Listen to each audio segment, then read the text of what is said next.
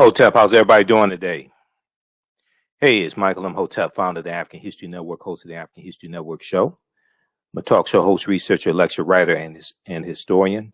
It is Saturday, May 15th, 2021, and we are live. I want to come on for a few minutes and let you know about the online course that I teach on Saturdays, Ancient Kemet, the Moors, and the Maafa, Understanding the Transatlantic Slave Trade, what they didn't teach you in school. This is a 9-week online course that I teach, and we deal with thousands of years of history and what led up to the transatlantic slave trade taking place. So I teach it today. We're going to start around 12:45 p.m. Eastern Standard Time. Normally it's noon. Normally it's 12 p.m. to 2 p.m. Eastern Standard Time, but I was up really late editing video from my daily radio show. So we're going to get started a little late today. And I'm waiting for people to log into the class also. So we deal with thousands of years of history, and we deal with what led up to the transatlantic slave trade taking place also. Okay. And, you know, in the past couple of weeks, if you watch my show, my show, we're on 6 days a week. There've been a lot of stories, news stories that deal with history. Okay. So the more we understand history, the more we can understand a lot of these stories that are taking place, that especially that deal with politics, that deal with laws, that deals with policies putting in place, and the better position we're in to actually change a lot of what's taking place. But a lot of times people don't understand history and don't understand what it is that they're seeing, what it is that's taking place. Okay, so I'm going to show you just a few of these, and then we'll do a brief overview of the online course that I teach, Ancient Kemet, the Moors, and the Maafa, Understanding the Transatlantic Slave Trade, what they didn't teach you in school. So we deal with thousands of years of history, and we deal with what led up to the transatlantic slave trade taking place. Okay, I just posted the link here for it. You can register for it. You can watch from around the world. We do the class live on Saturdays, normally 12 noon to 2 p.m. Eastern Standard Time. All the sessions are archived, so you can go back and watch it over and over again as well. And you'll still have access to the class after the class is over with. The class is regularly $130. It's on sale $80. So it's a 9-week online course. Okay. But just very, very briefly here, if you've been paying attention to the news, some of these stories you've seen, and they all tie into history. Okay. But unfortunately, Americans are woefully ignorant of history. And a lot of times we don't see the really understand what's taking place. So if we look at this article here, for instance, in Texas. So what we're seeing is that we see 361 voter suppression bills in 47 state legislatures across the country. And this is targeting African Americans, Hispanics, Latinos. Republicans are doing this to reduce how many people are voting so they can stay in power and win more elections. We see this in Texas. A Texas bill drew ire for saying it would preserve purity of the ballot box. Purity of the ballot box. Here's the phrase's history. And this is from the Washington Post. And purity of the ballot box dates back to the 1876 Texas Constitution. Okay, purity of the ballot box. And it was designed to lock African Americans out of voting. Okay, purity of the ballot box is more obscure. Several scholars said they were not aware of it being used for discrimination, and it was enshrined in the Texas Constitution of 1876, which did not bar Black people from voting. To others, though, it conjures century-old justifications for excluding Black voters and rules that have disproportionately kept minorities from casting ballots. Okay, and the purity of the ballot box led to all-white primaries, like in 1918, all-white primaries in the state of Texas. Okay. So if you read this article, it ties into a history of disenfranchising African Americans. And politics is the legal distribution of scarce wealth, power, and resources and the writing of laws, statutes, ordinances, amendments, and treaties, their adoption, interpretation, and enforcement. Okay, this is what politics is. Politics is the legal distribution of scarce wealth, power, and resources, and the writing of laws, statutes, ordinances, amendments, and treaties, their adoption, interpretation, and enforcement. You may have heard about critical race theory in different states, like the state of Idaho, banning critical race theory being taught in schools, Tennessee on the road to doing that as well. But there's no widespread effort to teach critical race theory in schools. It's largely taught at the college level, graduate level, law schools, things like this. This story went viral here from the Black News Channel. It was an interview that Dr. Mark Lamont Hill did with Vernon Jones. Now, Vernon Jones is a former state representative in Georgia. He's African American, but he's a Trump supporter, and he switched from the Democratic Party to the Republican Party. So Vernon Jones is running for governor of Georgia. Okay, he's not going to beat Stacey Abrams, number one, but he's running for governor of Georgia. And he said one of the things he would do if he becomes governor is sign an executive order to ban critical race theory being taught in schools. When he was asked what is critical race theory, he could not answer the question. Now, critical race theory is a legal analysis on the premise that race is a social construct. That race is a social construct that is used to oppress people of color rather than a natural biological feature. Okay, this is critical race theory. Now, if you read this article here, they go on to cite Britannica.com to further explain critical race theory. And critical race theorists hold that the law and legal institutions in the United States are inherently racist insofar as they function to create and maintain social, economic, and political inequalities between whites and non-whites, especially the African Americans. So this is understanding how laws and policies negatively impact us. Racism is a system of advantage and privilege distributed based upon race, which comes out of the ideology of European white supremacy. This is what racism is. Racism doesn't have anything to do with not liking people or calling people racial epithets or things like this. Racism is a system of advantage and privilege distributed based upon race, which comes out of the ideology of European white supremacy.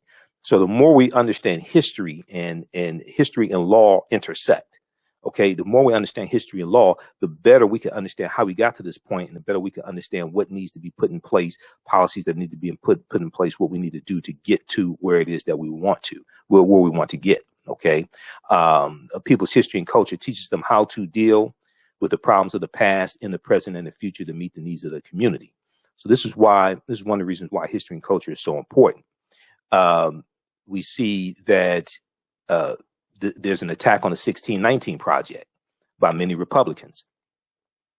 Senator Mitch McConnell sent a letter to the new Secretary of Education, Miguel Cardona, demanding that the Department of Education abandon curriculum in American schools that McConnell argues tells a revisionist history of America's founding. And McConnell claims these programs, such as the New York Times 1619 Project, reorient the view of American history, quote, away from their intended purposes toward a politicized and divisive agenda. So he doesn't want, and it was about 3 dozen Republicans that signed this letter, don't want the 1619 Project, don't want schools to be able to get grant money to teach the 1619 Project in schools. Okay, this is what this is about, and they don't want. Many Republicans don't want systemic racism taught in schools. They don't want the history of racism and different things like this to be taught in school. So read this article here. McConnell sends letter to Education Secretary demanding removal of the 1619 Project from federal grant programs. This is from CNN.com from April 30th, 2021. Okay, so we see all these different stories that deal with politics, but they tie into history. All right, we look at this one here. This is from May 12, 2021. This is in Tennessee. Okay, how's everybody doing today? Share this broadcast on your social media platforms. Invite your friends to tune in also. This is in Tennessee. Tennessee bans critical race theory. Tennessee bans public schools from teaching critical race theory amid national debate. Okay. Now, this is from May 12, 2021. This is something that Republicans are jumping on now. There's no widespread effort to teach critical race theory in schools, especially in high schools, but they're using this as a lightning rod. And when you ask them what is critical race theory, most of them can't tell you this, but many people don't want the real history taught in schools. Many people don't want the real history taught in schools. Okay. And don't want the real history of slavery, don't want to deal with racism, systemic racism, things like this. The Tennessee General Assembly has banned the teaching of critical race theory, passing a law at the very end of the legislative session to withhold funding from public schools that teach about white privilege, So you don't want people to learn about white privilege, to learn about racism, to learn about white supremacy, to learn about systemic racism, things like this, right? If you don't want it taught in schools, then how do you address it? How do you correct it? If you don't want it taught in schools, how do you address it? How do you correct it? Okay. People are now critical race theory. And when we teach this history in school, when we teach it to children, it's not designed to make white children feel guilty.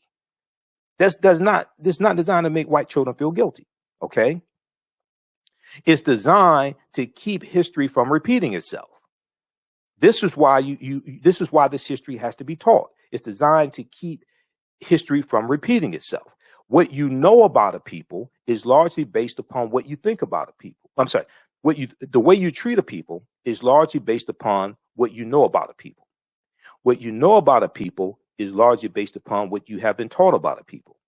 What you've been taught about a people is largely based upon what you've read, heard, and seen about a group of people. Okay. So if you largely been fed lies and stereotypes about African Americans, you don't understand history and the origins of this country, then that's a recipe for disaster.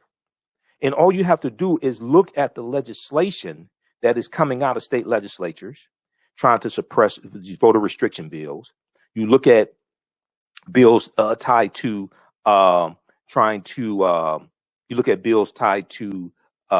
restricting what can be taught in schools, and you see that you're dealing with people who have a very poor understanding of history.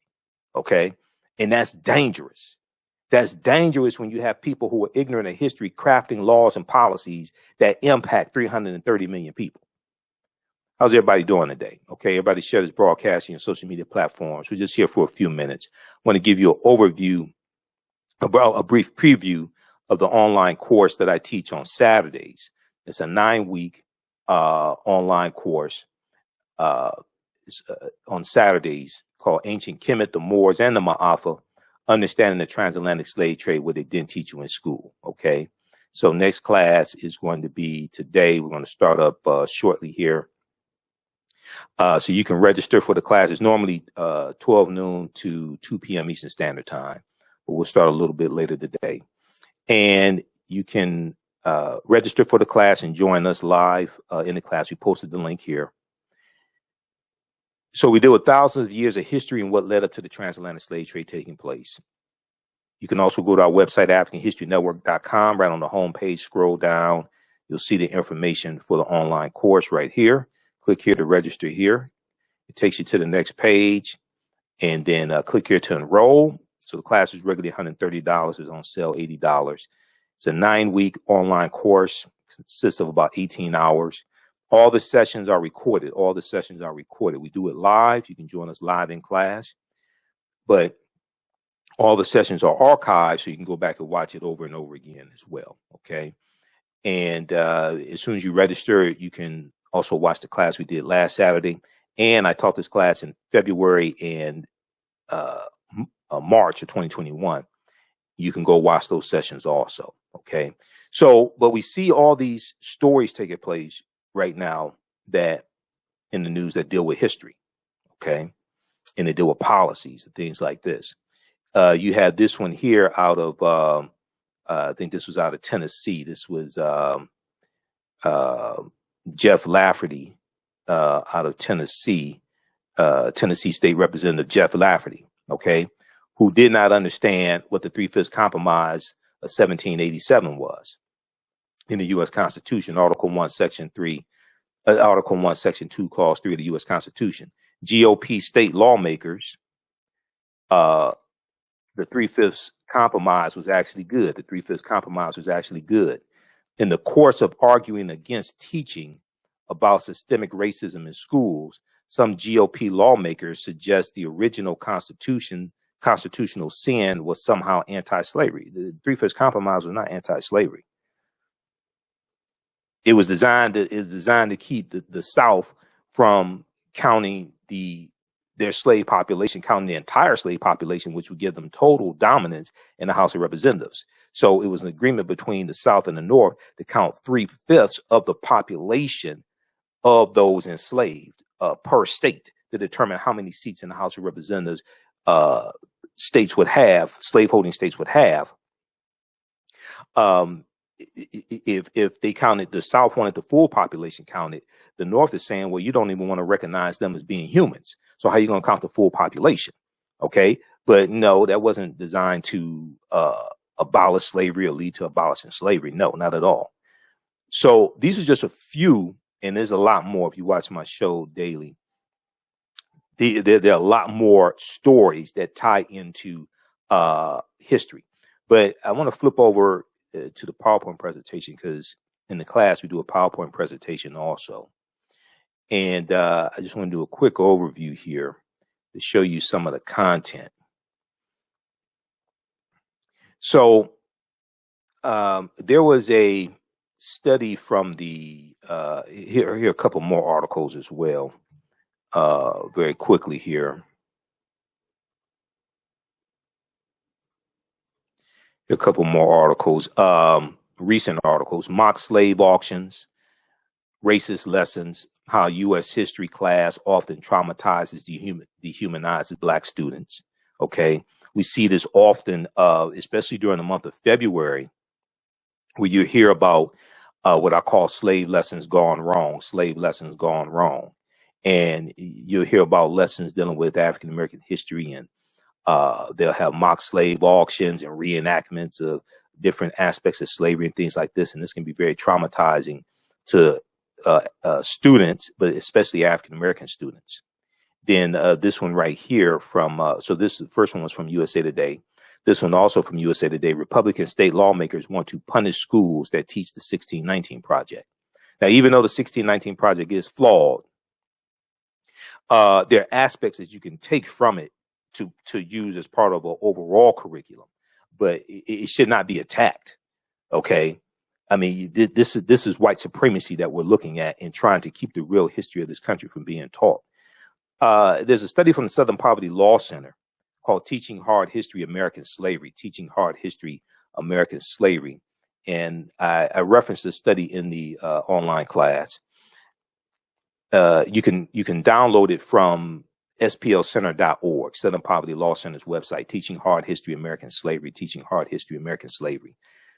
It's a 52-page study that documents how the history of slavery is being incorrectly taught in schools all across the country and what could be done to more correctly teach the history. Okay. And it's in the study they surveyed 1,000 high school seniors and found out how little they knew about the history of slavery. And among 12th graders, only 8% could identify slavery as the central cause of the U.S. Civil War beginning. Only 8% could identify slavery as the central cause of the U.S. Civil War beginning. Fewer than 1/3, or 32%, could correctly name the 13th Amendment of 1865 as the formal end of slavery, with a slightly higher share, 35%, choosing the Emancipation Proclamation of January 1st, 1863, and fewer than 46% of high school seniors, 12th graders surveyed, of the 1,000 that were surveyed across the country, fewer than 46% could identify the Middle Passage as the transport of enslaved Africans across the Atlantic Ocean, okay, to North America. You can read this article here, What Kids Are Really Learning About Slavery. This is from theatlantic.com from February 1st, 2018. What kids are really learning about slavery? Because this article right here gives you some insight And it also probably means their parents don't know this information as well. So this is not corrected. These people grow up to be politicians, attorneys, judges, police officers, doctors, etc., and not really understanding how laws and policies shape history and how we got to this point, and what in the laws and policies that need to be put in place to correct the harmful policies. This is something that critical race theory looks at as well. And we have to understand that politics is the legal distribution of scarce wealth, power, and resources, and the writing of laws, statutes, ordinances, amendments, and treaties, their adoption, interpretation, and enforcement. So some of the things that we look at, some of the things I deal with in the online course, and I do a PowerPoint presentation. We have book references, articles, video clips, everything. You don't have to buy any of the books to follow along in class. But some books you may have on your shelf, like Before the Mayflower by Lerone Bennett Jr., also use The First Americans Were Africans, Documented Evidence by Dr. David Imhotep. And he actually spoke to my last class. I may have him speak again to this class. The First Americans Were Africans, Documented Evidence by Dr. David Imhotep, because we deal with the ancient African presence in the Americas, going back at least 51,700 years ago in the land today we call the United States of America, because the African people were here in this land even before Native Americans came into existence. And I'm not dealing with conspiracy theory. I'm dealing with documented evidence. So some of the things we deal with are, what was the transatlantic slave trade? What were some of the events that led up to the transatlantic slave trade taking place, starting? You can't start looking at this history in 1441 with the Portuguese going into Mauritania, which is looked at as the beginning of the transatlantic slave trade. You have to deal with thousands of years of history that leads up to that taking place. And you have to look at the 800-year occupation of Europe by the Africans known as the Moors. And the Moors are taking the teachings from the Nile Valley region of Africa, from ancient Kemet, into Europe. And this is bringing Europe out of the Dark Ages. Okay. So, one of my teachers, Professor Kabahaya Watakamane, says to understand the existence of something, you must first understand the pre-existence of existence. And as I say, historical events don't happen in a vacuum. They are the culmination of a sequence of historical events that lead up to a larger event taking place.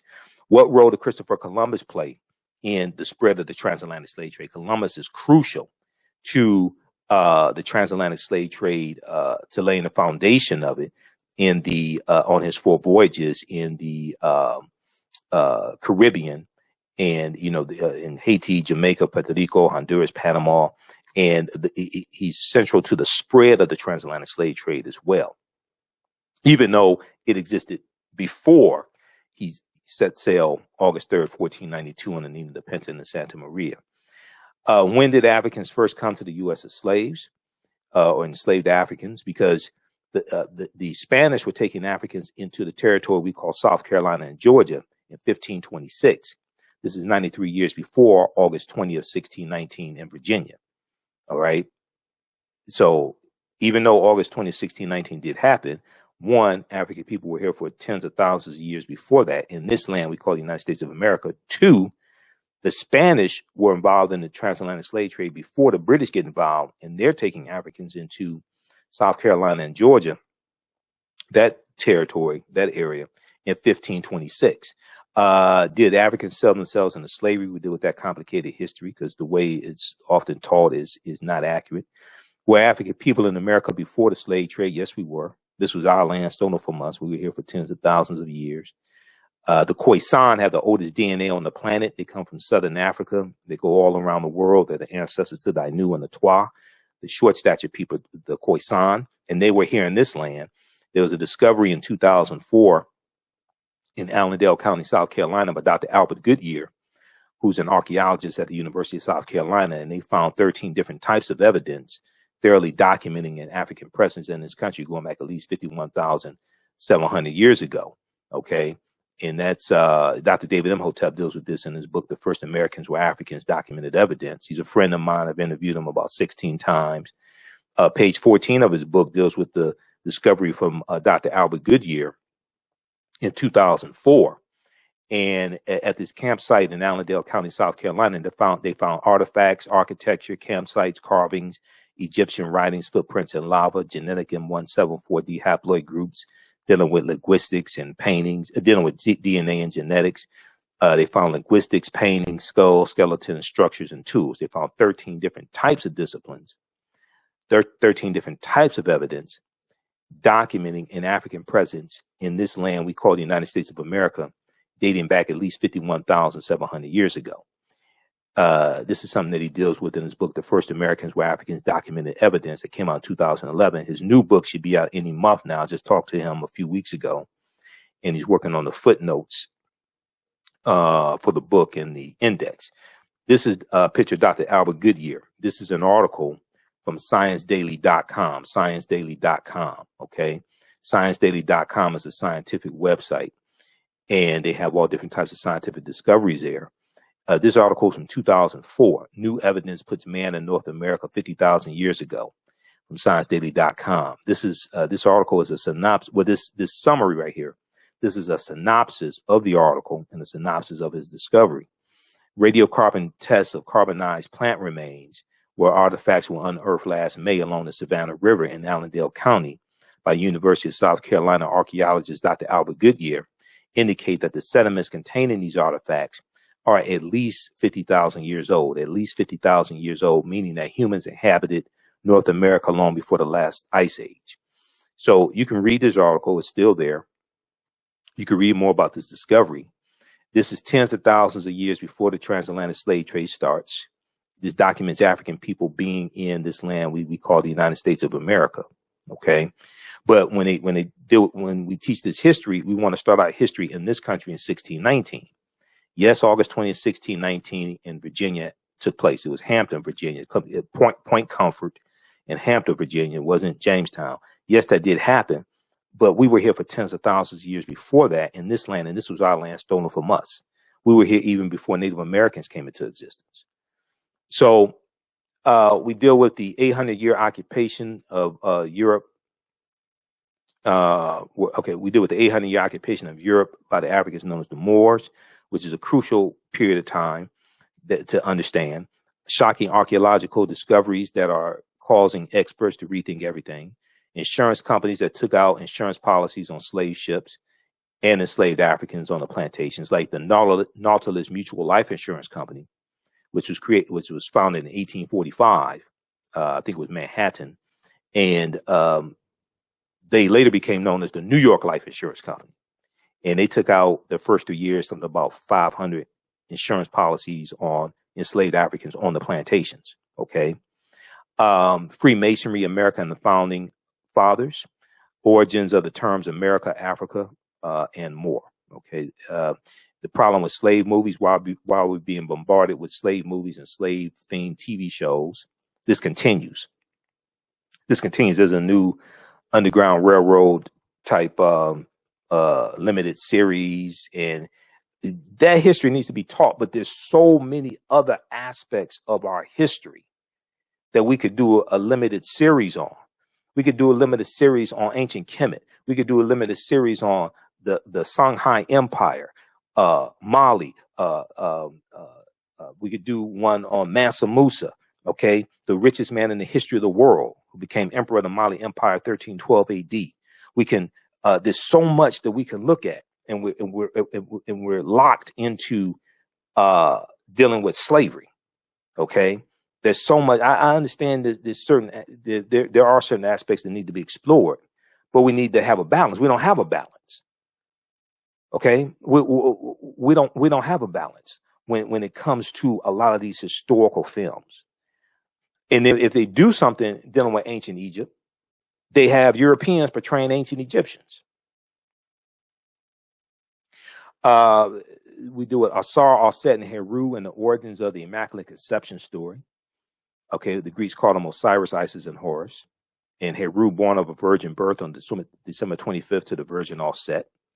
Links to ancient Kemet, Egypt, and early Christianity, Freemasonry in America, and the fake Willie Lynch letter 1712. These are just a few of the things that we deal with in an online course, okay? And let me see something here. Do archaeological discoveries, Egypt of the West. Yeah, the Tekken, a symbol of resurrection coming from the story of Asar, Offset, and Heru.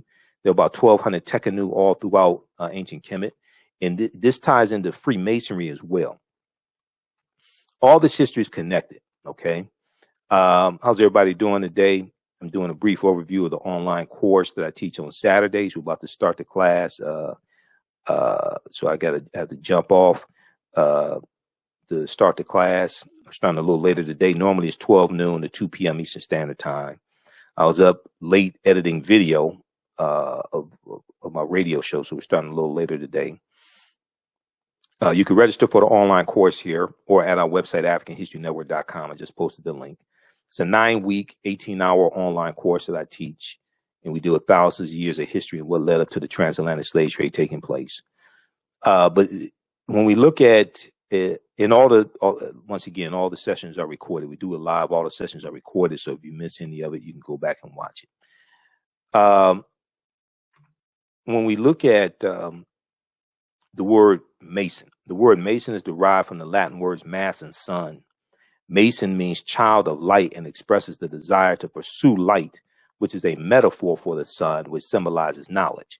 The term child of light or sons and daughters of light were first used to identify students who completed 42 years of study in the temples of ancient Kemet, ancient Egypt.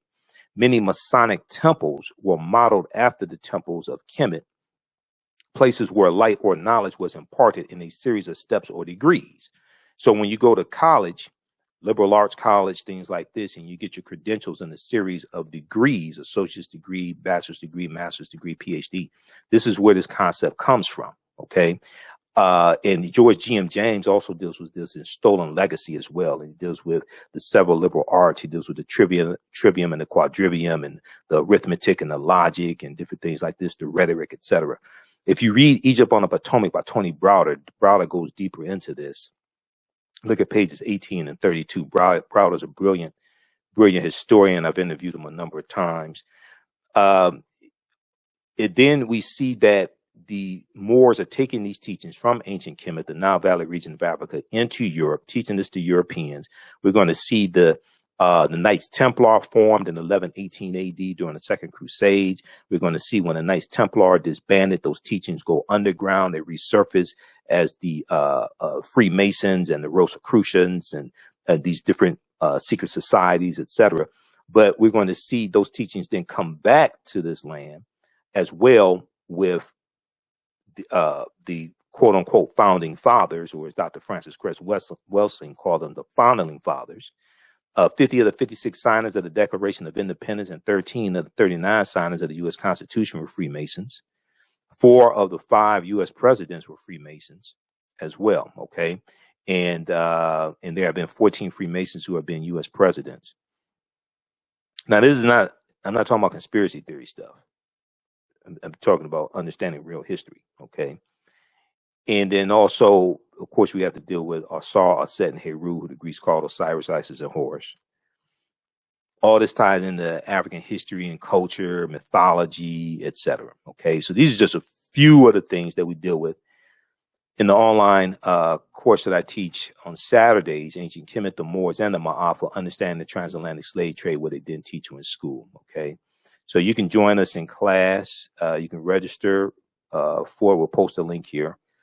And you can join us in class because I'm about to start it up. Starting a little later today. Normally it's 12 noon to 2 p.m. Eastern Standard Time. But I got to bed really late. It's about 6 in the morning when I finally got to bed. So we're starting up a little late today.